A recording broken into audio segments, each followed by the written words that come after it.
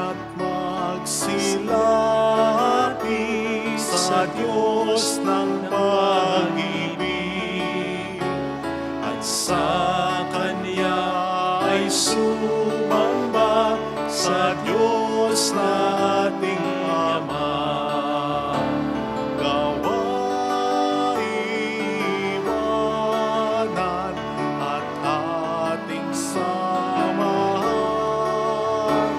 ang Diyos ng buhay, Diyos nating gabay. Halina't magsilapit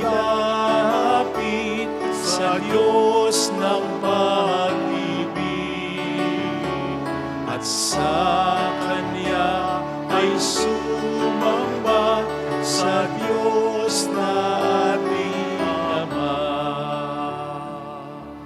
Sa ngalan ng Ama at ng Anak at ng Espiritu Santo, Amen. sumayin niyo po ang Panginoon. At sumayo rin. Ialay natin ang misang ito para sa ating mga sari-sariling intensyon, para sa ating pamilya. Pagdasal po natin sa natatanging paraan ang mga may sakit at ang mga kababayan natin sa ibang bansa, bayan, tatrabaho, nagsisika para sa kanilang pamilya. Upang tayo maging marapat sa misang ito, halina't magsisimula sa ating mga kasalanan. Panginoon, para sa aming mga kasalanan, sinasadya man namin o hindi, lalo pat ito'y nakasakit ng aming kapwa, humingi kami ng awa. Panginoon, kaawaan mo kami. Panginoon, kaawaan mo kami. Jesucristo, para sa aming mga pagkukulang na magmahal, umunawa, magsakripisyo, patawad, magpakumbaba, humingi kami ng awa. Kristo, kaawaan mo kami. Kristo, kaawaan mo kami. At Panginoon, para sa aming mga intensyon sa misang ito, pero higit pa dito, para sa aming mga pangailangan na ikaw ang nakakaalam, humingi kami ng awa. Panginoon, kaawaan mo kami. Panginoon, kaawaan mo kami. Kaawaan tayo na mapagmahal na Diyos, patawarin sa ating mga sala at patnubayan hanggang sa buhay na walang hanggan. Amen. Yumuko tayo, ibulong sa Panginoon ang ating intensyon. Manalangin tayo. Ama naming makapangyarihan, sa iyong pagtataguyod, ang aming mga ginagawa ay iyong pangunahan at sa iyong tulong ay iyong subaybayan upang lahat ng aming ginaganap ay sa iyo magbuhat at sa pamamagitan mo rin humantong sa wakas, sa pamamagitan ni Jesucristo kasama ng Espiritu Santo magpas sa walang hanggan. Amen. Ang salita ng Diyos mula sa aklat ng Deuteronomio. Sinabi ni Moises sa mga tao, "Nasa inyo ngayon ang kapasyahan. Kayo ang pipili ng buhay at kasaganaan o ng kahirapan at kamatayan. Kapag sinunod ninyo ang kautusan, iniibig ang Panginoon at nilakaran ang kanyang mga landas, pagpapalain niya kayo sa lupaing ibibigay niya sa inyo. Mabubuhay kayo ng matagal at kanyang pararamihin kayo. Ngunit kapag tumalikod kayo sa Kanya at naglingkod sa ibang Diyos, ngayon pa'y sinasabi ko sa inyong malilipol kayo. Hindi kayo magtatagal sa lupaing tatahanan ninyo sa ibayo ng Hordan. Saksi ko ang langit at ang lupa na ngayoy inilahad ko sa inyo ang buhay o kamatayan at ang pagpapala o sumpa. Kaya piliin ninyo ang buhay para kayo at ang inyong lahi ay magtagal. Ibigin ninyo ang Panginoon, makinig sa kanyang tinig at manatiling tapat sa kanya. Sa gayon, mabubuhay kayo ng matagal sa lupaing ipinangako niya sa ninuno ninyong sina Abraham, Isaac at Jacob. Ang salita ng Diyos. Salamat sa Diyos. Mapalad ang umaasa sa Panginoon tuwina. Mapalad ang umaasa sa Panginoong tuwina. Mapalad ang taong hindi naaakit niyong masasama upang sundan niya ang kanilang payot maling halimbawa. Hindi sumasama sa sinuman taong ang laging adhikay, pagtawanan lamang at hamak-hamakin ang Diyos na dakila. Nagagalak siyang laging magsaliksik ng banal na aral. Ang utos ng poon, sinang bubulay-bulay sa gabi at araw. Mapalad ang umaasa sa Panginoong tuwina. Ang katulad niya ay isang punong kahoy sa tabing batisan. Sariwa ang dahot, laging namumunga sa kapanahunan. At anumang gawin ay nakatitiyak na magtatagumpay. Mapalad ang umaasa sa Panginoong tuwina. Ngunit ibang-iba ang masamang tao, ipa ang kawangis. Siya'y natatangay at naipapadpad kung hangi umihip. Sa taong matuwid ay Panginoon ang siyang mag-iingat. Ngunit kailanman ang mga masama ay mapapahamak. Mapalad ang umaasa sa Panginoong tuwina. Magsitayo po ang lahat.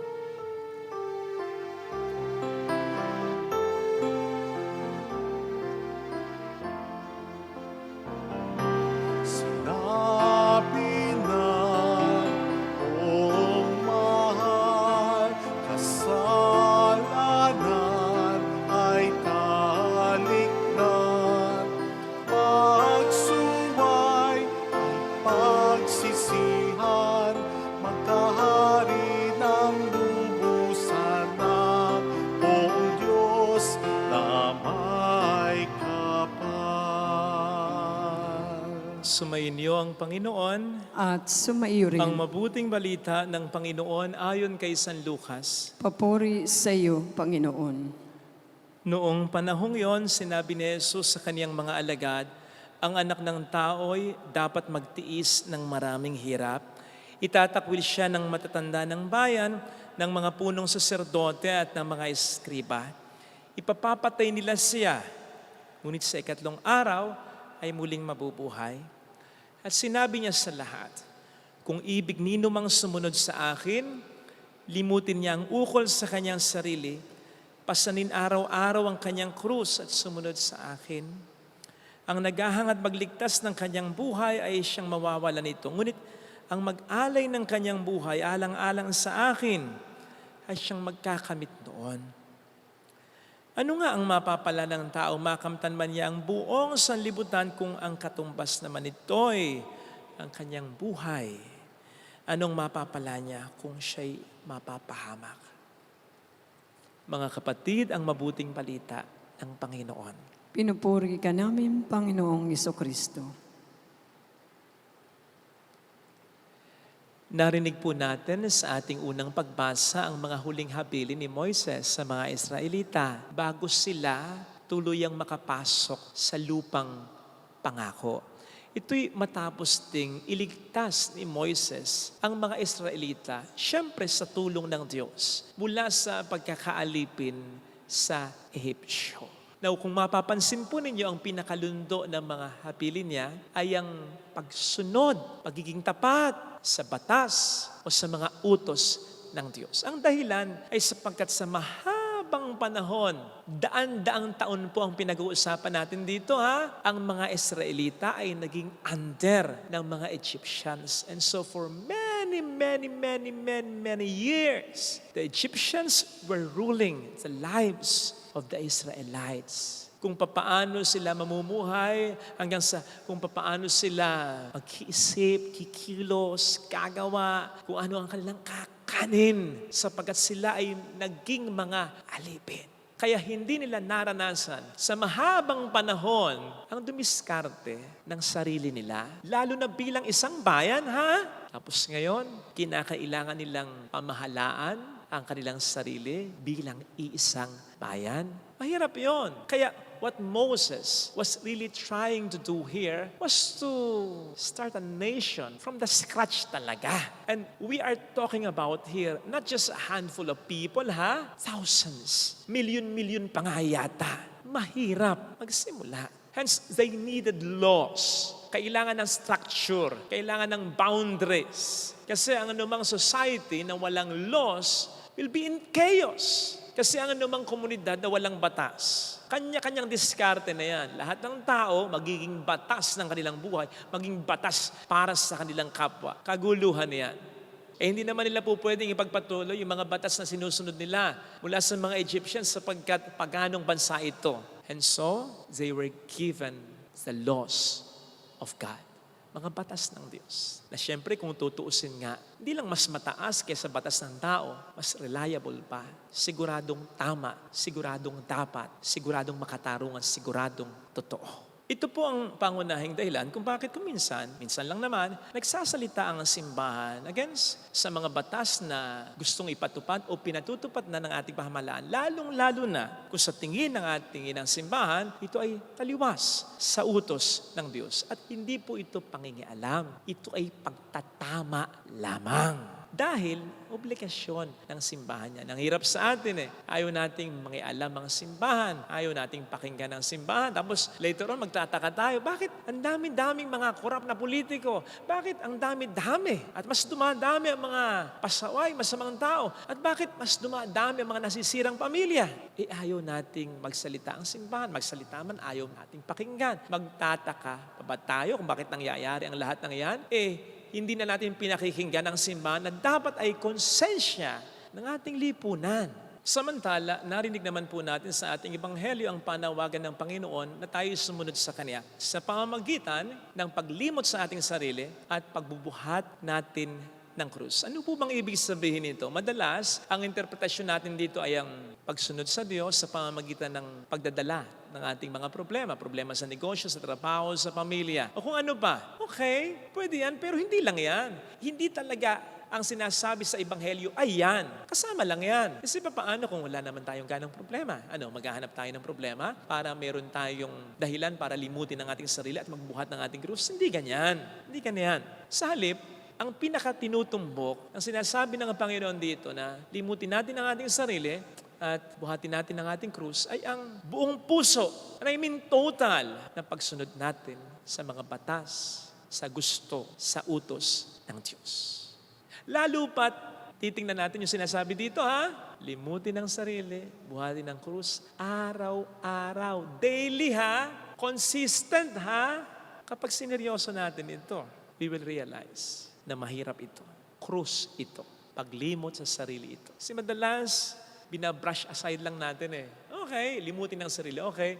Lalo na kung wala naman tayong problema. Hindi natin binibigyan na masyadong importansya. Kapatid, ang sinasabi ng Panginoon dito, paglimot sa sarili, pagbubuhat ng krus, pagsunod lagi, consistently, sa kalooban ng Diyos. Seryosohin natin ito and we will realize, mahirap ito. Krus nga ito. Kamakailan ay mayroon akong natulungan na isang ginang, byuda, may 2 anak na maliit pa, malayo ang kanilang probinsya, pero nangungupahan dito sa may bundok pa. Actually, nung una, hindi naman siya nangihingi. Nag-confide lang siya dahil sunod-sunod nga naman ang problema. Naawa ko sa kanya, pinipilit ko yung tulong na binigay ko hanggang sa mapilit ko tinanggap niya. Okay? Eto. Pagkatapos nung tagpong yon, after few days lang, ang sabi sa akin dito, noong nakilala niya na worker namin, masakit daw ang tiyan ng anak. So, sabi ko, ipa-hospital, bla bla bla. Pinadala natin ng tulong. Ayun, pumutok yung appendix. Namatay. So iyak ng iyak, mas lalo akong naawa sa kanya. Dala ng kahirapan siguro, hindi na i-prioritize kung saan man sila napunta. Pero mukhang hanggang doon lang talaga. Iyak ng iyak. Mas lalo akong naawa nung makita ko ng personal. Kaya sabi ko sa kanya, huwag kang mag-alala. Sa dinami-dami ng mga problema mo, sa tulong ng Diyos, sisiguraduhin ko na yun ang pinakamatindi, yung pagkawala ng anak mo. Pwedeng dahil na rin sa kahirapan ninyo. Ito kako yung number ko, text mo ko kapag may problema. Ako ang bahala sa inyo kahit sa panganak mo. Siguro after a few days naman or few weeks lang, namatay naman yung nanay niya. If I'm not mistaken na, basta isa sa magulang niya, nanay or tatay. So kinailangan nila na umuwi ng probinsya, tinulungan din natin. Kulang yung pampalibing sa nanay, tinulungan din natin. So nakabalik na. Few weeks later, siya naman ang nagkasakit sa ospital, heart center. Tinulungan din natin ang sa pagkapagamot. Kompleto naman yung mga details, kompleto naman yung mga resipo. Pagkatapos ng ilang araw, yung isang anak naman niya, nadapa yata o natusok yata. Hindi ko na matandaan eh. Saan natetano? Kailangan pa saksakan. So nagpadala ulit tayo ng tulong. Namatay rin. Patay din. Kailangan ng pampalibing. Luhan ulit natin. Alam nyo, aminin ko, at one point parang nagduda na rin ako. Kasi sunod-sunod yung problema eh. Hanggang sa maisip ko, nagdududa nga ba talaga ako o napapagod na lang ako? Kinakabahan na kasi ko kapag may nagtatag sa akin. At doon ko na-realize na meron palang mas mahirap sa paggawa ng mabuti.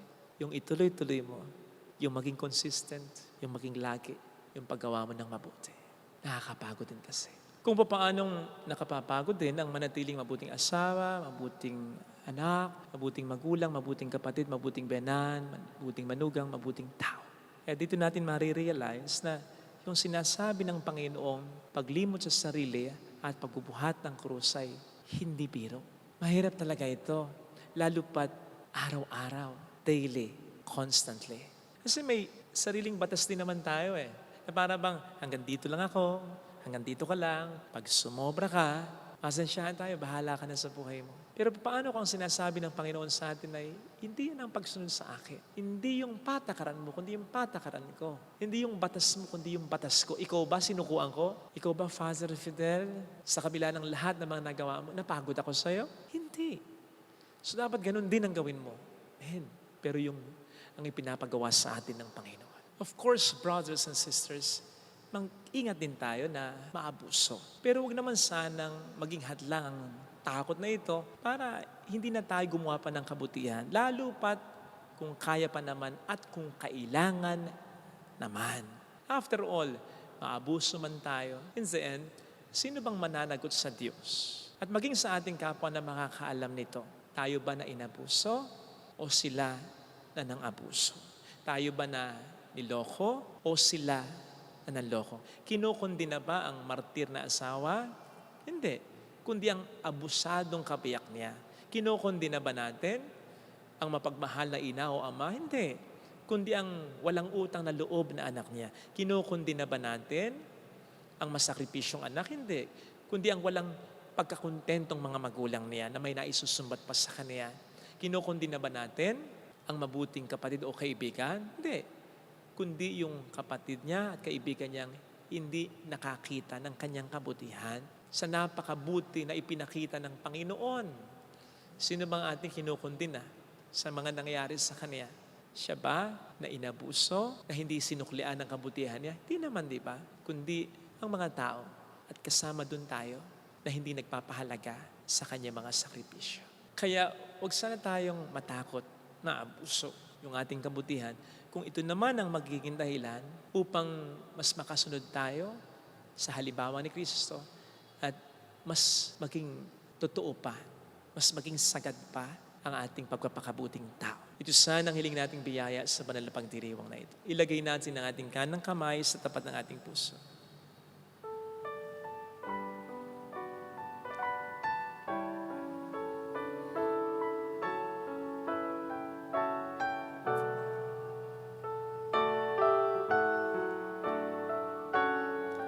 Awitin natin, alam kong may magagawa ang Diyos.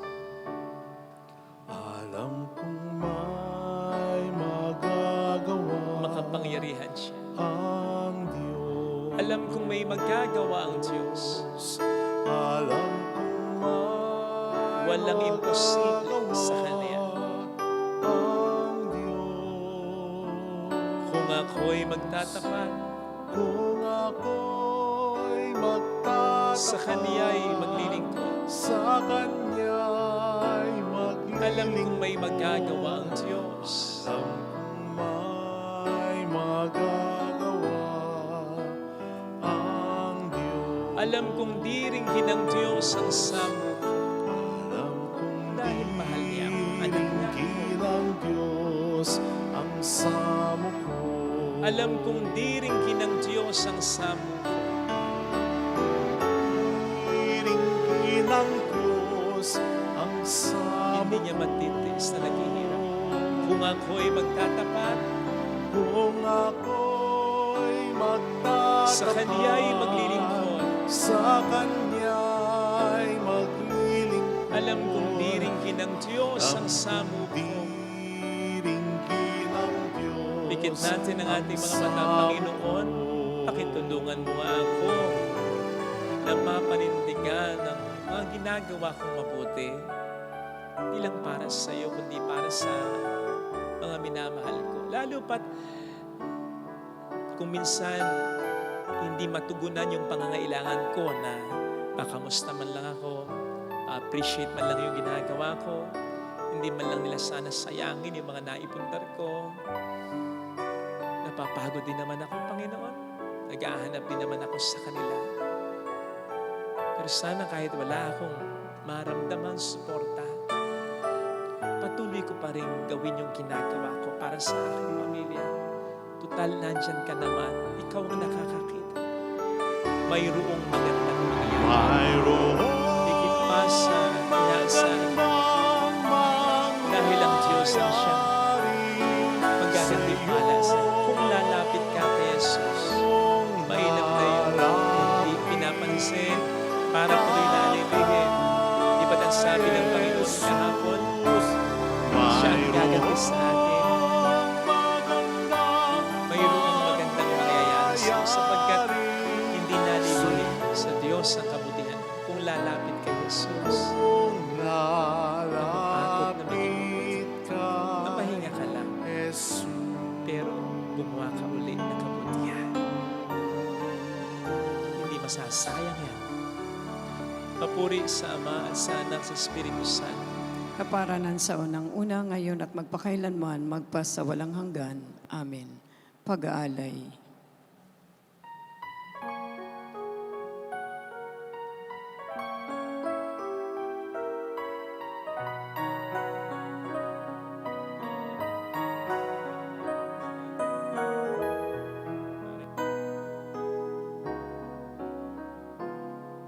Ang maihandog sa'yo, Panginoon, ay tinapay at alak mula sa aming kamay. Sa iyong kabutihan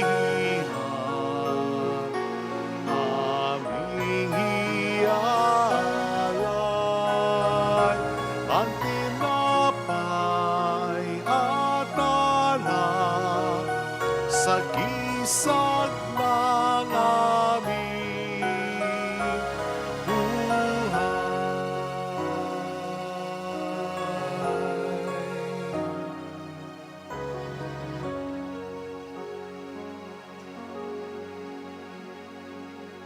Manalangin tayo, pang ating handog ay maging kalugod-lugod sa Diyos amang makapangyarihan. Tanggapin nawa ng Panginoon itong paghahain sa iyong mga kamay, sa kapurihan niya at karangalan sa ating kapakinabangan at sa buong sambayanan niyang banal. Ama naming lumikha, tunghayin mo po ang aming mga alay na nasa dambana ay nakahain upang ang iyong minamagandang loob na ibigay ay aming maihandog sa pagsamba sa iyong ngalan. Sa pamamagitan ni Jesucristo, kasama pong Espiritu Santo magpas sa walang hanggan. Amen. Sumainyo ang Panginoon. At sumaiyo rin. Itaas sa Diyos ang inyong puso at diwa. Itinaas na namin sa Panginoon. Pasalamatan ang Panginoong ating Diyos. Marapat na siya ay pasalamatan. Ama naming makapangyarihan, tunay ngang marapat na ikaw ay aming pasalamatan sa pamamagitan ni Jesucristo na aming Panginoon. Binibigyan mo kami ng bagong pagkakataon upang ganapin ang paghahanda ngayon para sa pagdiriwang ng muling pagkabuhay kaysa ng iyong anak na minamahal, aming nilalaan panahon, talino at yaman para ganapin ang iyong kalooban ng kapwa-tao'y lubos na damayan sa pagdiriwang namin sa aming pagsilang bilang mga kaanib ng iyong sambayanan. Kami iyong pinagkakamit ng katayuang ganap sa pagtatangkilik. Kaya kaisa ng mga anghel na nagsisiawit ng papuri sa iyo ng walang humpay sa kalangitan, kami po'y nagpupunyi sa iyong kadakilaan. Santo, Santo, Santo, Panginoong Diyos ng mga hukbo, napupuno ang langit at lupa ng kadakilaan mo. Usana sa kaitaasan. Pinagpala ang naparirito sa ngalan ng Panginoon. Usana sa kaitaasan. Magsiluhod tayo. Ama naming banal, ikaw po ang bukal ng tanang kabanalan, kaya sa pamamagitan po ng iyong Espiritu, gawin mo pong banal ang mga kaloob na ito upang para saan maging katawan at dugo ng iyong anak na aming Panginoong Hesukristo. Bago niya pinagtiis ang kusang loob na maging handog, ginawa ka niya ang tinapay, pinasalamatan ka niya. Pinaghati-hati niya iyon. Iniabot sa kaniyang mga alagad at sinabi, tanggapin ninyong lahat ito at kanin. Ito ang aking katawan na ihahandog para sa inyo.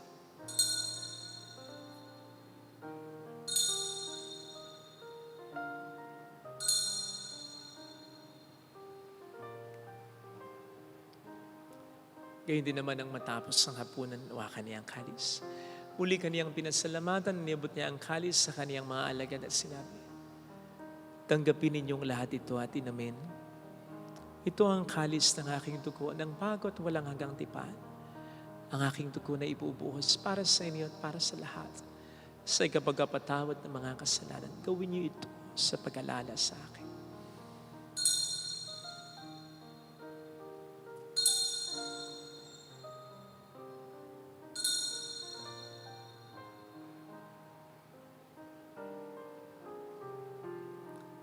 Ipagbunyi natin ang misteryo ng ating pananampalataya. Si Kristo'y namatay, si Kristo'y nabuhay, si Kristo'y babalik sa wakas ng panahon. Ama, ginagawa namin ngayon ang pag-alaala sa pagkamatay at muling pagkabuhay ng iyong anak. Kaya nihaling namin sa iyong tinapay ng buhay at ang kalis ng kaligtasan. Kami po'y nagpapasalamat dahil kami iyong minarapat na tumayo sa harap mo para maglingkod sa iyo. Kasi nasamo namin kami na magsasalo sa katawan at dugo ni Kristo ay mabuklod sa pagkakaisa sa pamamagitan ng Espiritu Santo. Ama, lingapin mo ang iyong simbahang laganap sa buong daigdig. Puspusin mo kami sa pag-ibig. Kaysa ni Francisco na aming Papa, ni Dennis na aming Obispo at ng Tanang Kaparian, alalahan mo po ang mga kapatid naming nahimlay nang may pag-asang sila'y muling mabubuhay, lalo ng aming mga ipagdarasal. Saglit nating alalahanin sa katahimikan ng ating puso ang ating mga minamahal kakilalang yumao. Kaawaan mo sila at patuloyin sa iyong kaliwanagan. Kaawaan mo at pagkingtapatin kaming lahat na makasalo sa iyong buhay na walang wakas kaisa ang mahal na Birhen ng Lasalet, ang ina ng Diyos. Isanuse ang kabiyak ng kanyang puso lahat ng mga banal na namuhay dito sa daigdig ng kalugod-lugod sa iyo. May pagdiwang nawa namin ang pagpupuri sa ikararangal mo sa pamamagitan ng iyong anak, aming Panginoong Hesukristo. Sa pamamagitan ni Kristo kasama niya at sa Kanya, ang lahat ng parangal, papuri ay sa iyo, Diyos samang makapangyarihan, kasamang Espiritu Santo magpasa walang hanggan. Amen. Tumawag tayo sa ating Ama.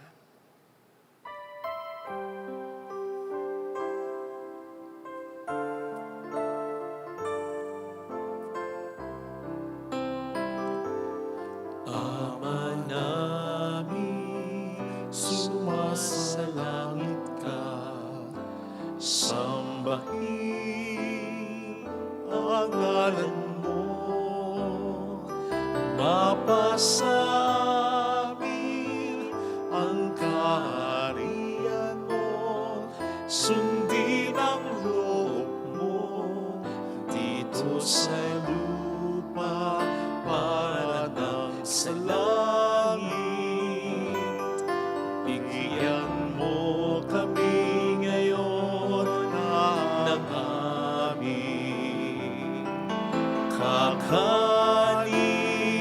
sa araw-araw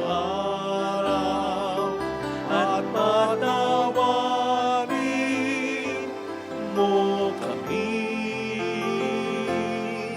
sa aming mga sala para ng pagpapatawad namin sa nagkakasala sa amin, at huwag mo kami ipahintulot sa tukso, at ihadya mo kami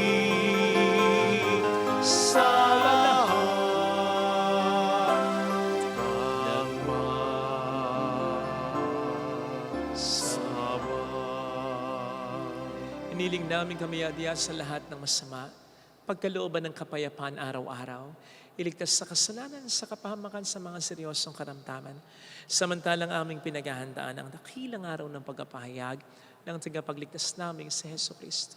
Sapagkat iyo ang kaharian, ang kapangyarihan at ang kapurihan magpakailanman. Amen. Panginoong Hesus Kristo, sinabi mo noon, sinasabi mo din sa amin ngayon, kapayapaan ang iniiwan ko sa inyo, ang aking kapayapaan ang binibigay ko. Tunghayin mong aming pananampalataya, huwag kang aming pagkakasala. Pagkalooban mo kami ng kapayapaan at pagkakaisa, lalo na sa aming pamilya, ano man ang aming maging problema ayon sa iyong kalooban, kasama ang Espiritu Santo magpasa walang hanggan. Amen. Ang kapayapaan ng Panginoon ay sumainyo daw ang lahat. At sumaiyo rin. Magbigayan tayo ng kapayapaan sa isa't isa. Peace be with you. Kapayapaan po. Kordero ng Kordero ng Diyos na nag-aalis ng mga kasalanan ng sanlibutan, maawa ka sa amin. Kordero ng Diyos na nag-aalis ng mga kasalanan ng sanlibutan, maawa ka sa amin.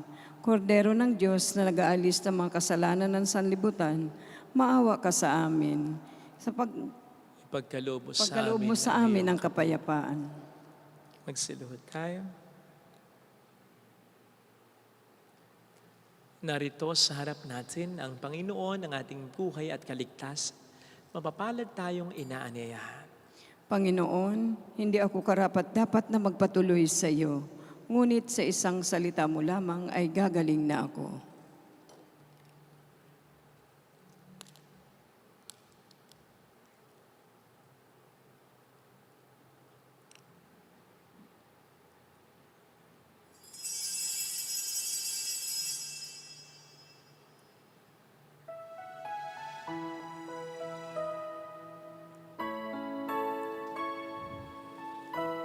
Panalangin para sa espiritual na pakikinabang.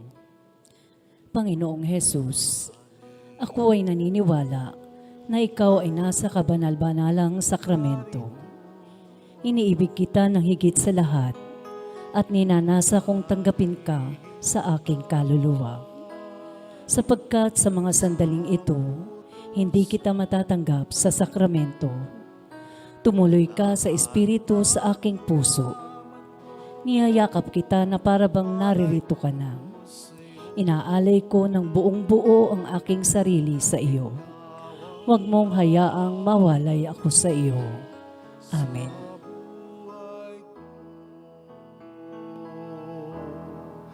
Nabatid ko nga at natanto sa kasulatan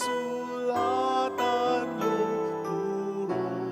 Pakikinggan ito at itatago ko sa sulok ng puso. Panginoon,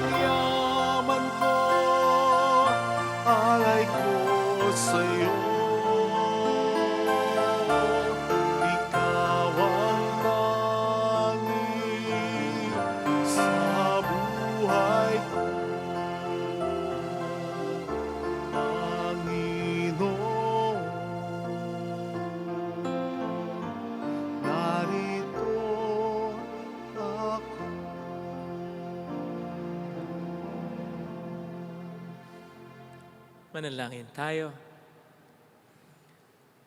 Ama naming mapagmahal, sa pagkasalo namin sa piging mong banal, ang paghahaing ito sa ikapagpatawad ng mga kasalanan ay siya rin nawang laging magdulot ng kaligtasan. Sa pamamagitan ni Jesucristo, kasama ang Espiritu Santo, magpasa walang hanggan. Amen. Holy God, Holy Mighty One, Holy Immortal One. Have mercy on us and on the whole world. Holy God, Holy Mighty One, Holy Immortal One.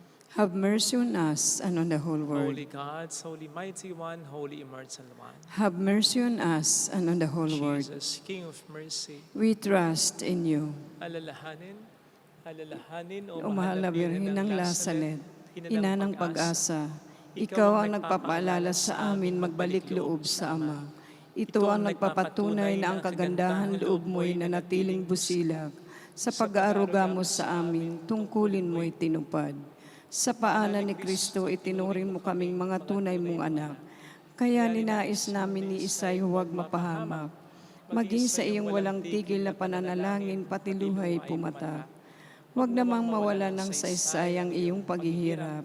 Hiling nawa namin sa iyo o aming inang liyag, na matapos itong pakikibaka namin sa mundong ito at sa pananatili naming tapat kay Kristo, sa kapurihan mo'y makibahagi kaming ganap, upang kung nasaan ka ngayon ay maparoon din kaming lahat, at ang kaganapan ng kalwalatian ng Diyos Amay tuluyang matupad siya ay nawa.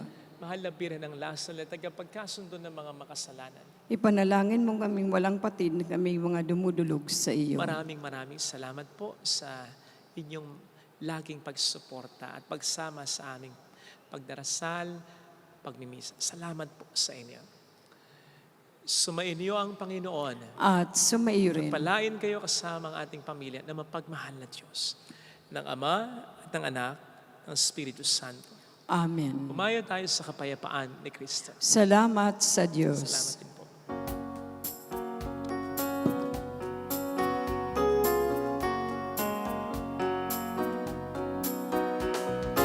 On this day, O Mother of our Lord, we sing you praise for lighting up our way. Your tears did soften up the hearts of men, and they still do today. May our love for you bring comfort in your pain. On this day, O Mother of our Lord, we sing you praise for lighting up our way. Your tears did soften up the hearts of men, and they still do today. May our love for you bring comfort in your pain.